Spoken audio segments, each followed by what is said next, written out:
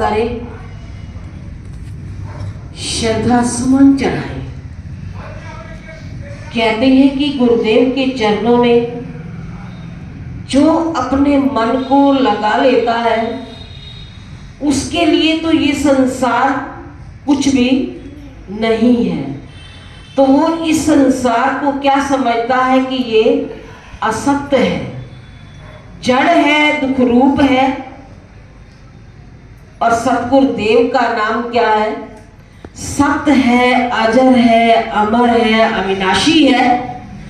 तो हमने गुरुदेव के नाम को बढ़ावा दी कि जितना हो सके कि हम सत्य वस्तु के साथ संग करें। कि अभी हम क्या सुन रहे हैं कि सत्य क्या है और असत्य क्या है। कि रामायण के अंदर एक चौपाई आती है कि सत्य असत्य का करो विचारा, सत्य असत्य का करो विचारा, राम सत्य मिथ्या संसारा। कि केवल राम का नाम ही सत्य है, हमेशा सत्य की ही विजय होती है, जय होती है। तो सत्य का ही हमने हमेशा संग करना है। जो सत्य का संग कर लेता है तो उसे असत्य नजर ही नहीं आता, वो असत्य का त्याग कर देता है, क्योंकि उसने असली मूल तत्व को पहचान लिया। तो हमारी मंजिल कौन सी है कि उस ब्रह्म तत्व को पहचानना। जब तक हम ब्रह्म को नहीं पहचानते, ब्रह्म की पहचान नहीं करते, चाहे अपने आप हम कितने वेद पढ़े, शास्त्र पढ़े, ग्रंथ पढ़े, कुरान पढ़े। तो रावण कौन था? 4 वेद, 6 शास्त्र, 18 पुराण, 108 उपनिषदों का ज्ञाता था। इतना ज्ञान होते हुए भी केवल एक थोड़ी सी गलती के कारण क्या हो गया? सर्वनाश। तो कहते हैं कि ऐसी गलती मत करो जो सब कुछ सर्वनाश कर दे।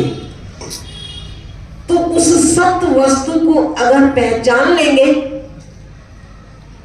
तो हमारा जीवन सतगुरुदेव संवार देंगे, जीवन को बदल देंगे। तो हम इस संसार के अंदर जन्म लेकर आए तो किस लिए आए? अपने आप की पहचान करने के लिए। तो इसलिए संतों की वाणियां हमें सुझाव देती हैं कि इंसान की मंजिल किधर है तेरी, मंजिल किधर है तेरी, तो किस लिए आया? अनमोल तन मनुष्य का किस हेतु तूने पाया।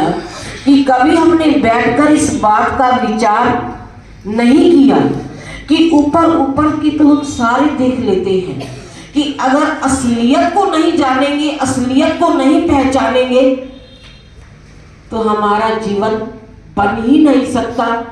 तो चाहे रावण कितना ज्ञानी था, ज्ञाता था, सब कुछ उसने पढ़ा हुआ था, लिखा हुआ था, छोटी सी गलती के कारण क्या कि हर साल कि उसके पुतले को जलाया जाता है। तो किस लिए जलाया जाता है?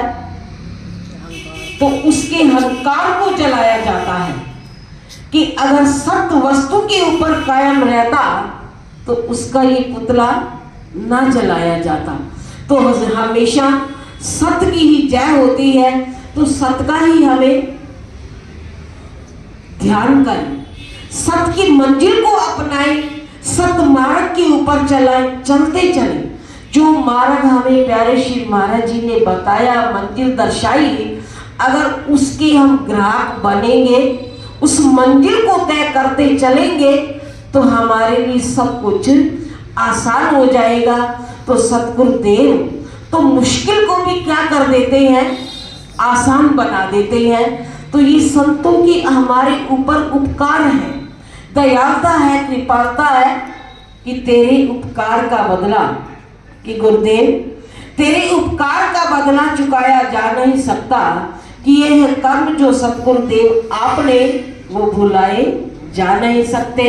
कि चाहे हम कितने भी जन्म लें तो भी इस गुरु ऋण को ना चुका सकते हैं ना भुला सकते हैं। बोलो श्री गुरु महाराज